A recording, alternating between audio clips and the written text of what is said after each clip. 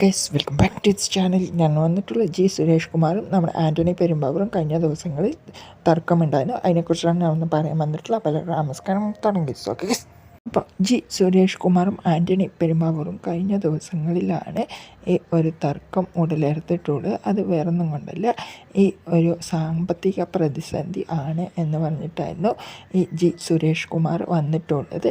അത് കഴിഞ്ഞിട്ടായിരുന്നു ഈ ആൻ്റണി പെരുമ്പാവൂർ കഴിഞ്ഞ ദിവസങ്ങളിൽ ഈ ഒരു പോസ്റ്റ് ഇട്ടിട്ടുള്ളത് ഫേസ്ബുക്കിൽ.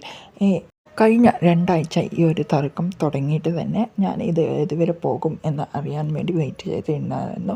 ഇപ്പോൾ സംഘടനയുമായിട്ട് യാതൊരുവിധ കുഴപ്പവുമില്ല. ആൻ്റണി പെരുമ്പാവൂറും സംഘടനയുമായിട്ട് യാതൊരുവിധ കുഴപ്പവുമില്ല. ഈ ഒരു ബഡ്ജറ്റിൻ്റെ ഫ്രണ്ട്ലി ആയിട്ടുള്ള ബഡ്ജറ്റിൻ്റെ പ്രശ്നം വന്നപ്പോഴാണ് ഞാൻ ഇട്ടത്, സുരേഷ് കുമാറിനെതിരെ ഇട്ടത് എന്നാണ് പറയുന്നത്. അത് അവർ തമ്മിൽ പരിഹരിച്ചു മുന്നോട്ടേക്ക് പോവുകയാണ്. ഇനി അടുത്ത മൂവി എന്താണ് എന്ന് പറഞ്ഞാൽ നമ്മുടെ എൻപുരാൻ റിലീസിന് ഒരുങ്ങിക്കൊണ്ടിരിക്കുകയാണ്. ഇതിന് എതിരെ ഈ ലാലേട്ടനും മറ്റേ പൃഥ്വിരാജും എല്ലാവരും കൂടെ ഒത്തുചേർന്നിട്ടായിരുന്നു ഈ ഒരു ഫേസ്ബുക്ക് പോസ്റ്റ് ചെയ്തിട്ടുള്ളത്. അത് അവിടെ കഴിഞ്ഞു ഗൈസ്. പിന്നെ നമ്മളെക്കുറിച്ച് ഈ റിവ്യൂവേഴ്സ് മറ്റു കാര്യങ്ങളും മൂവി പൊട്ടിയ പറയില്ലേ, അതൊക്കെ നമുക്കെതിരെയും ഇവർ കളിക്കുന്നുണ്ട്. അതും ഒന്ന് ഒതുക്കുന്നത് നല്ലതായിരിക്കും ഗൈസ്.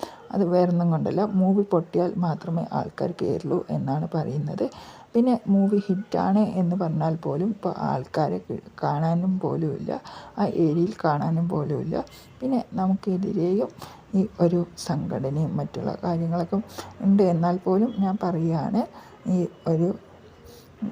ഈ സുരേഷ് കുമാറും മറ്റുള്ള സിനിമ സംഘടനയും എല്ലാവരും നമുക്കെതിരെ നിൽക്കുന്നുണ്ട്. അത് നമ്മുടെ സ്വന്തം താല്പര്യ മൂല്യമാണ് ഈ ഒരു റിവ്യൂ കൊടുക്കുന്നതും മറ്റുള്ള കാര്യങ്ങൾ ചെയ്യുന്നതും. യൂട്യൂബിൽ വന്നും സോഷ്യൽ മീഡിയ വഴിയും നമ്മുടെ ഇഷ്ടം എന്താണോ അത് പറയുന്നു പോകുന്നു എന്ന് തന്നെയുള്ളൂ.